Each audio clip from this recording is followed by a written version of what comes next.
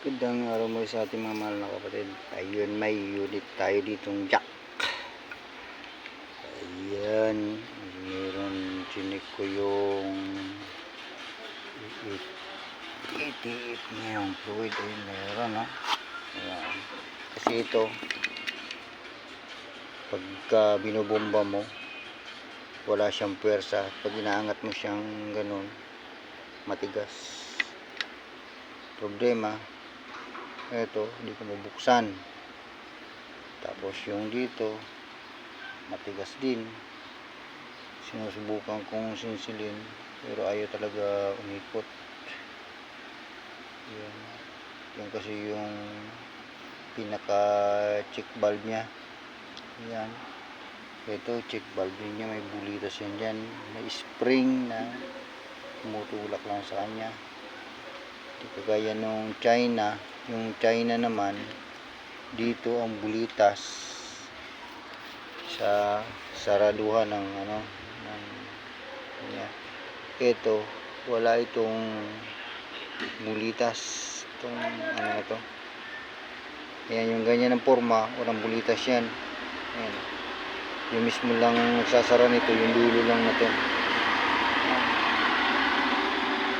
Ayan. Titignan ko kung anong magagawa ko. Siguro i-buildingan ko na lang dyan para mabunot dyan. Ayan. Station lang po mga kapatid. Ano po mga kapatid, yung nabunot na natin dito yung binilding ko para matanggal. Ito na pinakita. Ayan, tsura ng spring niya tsaka yung bulitas. Ito yung pinaka nakabara. Ginawan ko na ng screw para balik na sa dati. Ewan kung bakit nag-welding, hindi na nabunot. Kumapit sa gilid, hinahirapan ako tanggalin. Ayan, magpapalit tayo ng bulitas niya kasi ang bulitas hindi na magandang kondisyon. Ayan, ang bulitas dapat ganyan ang kulay. Palitan natin dalawang piraso.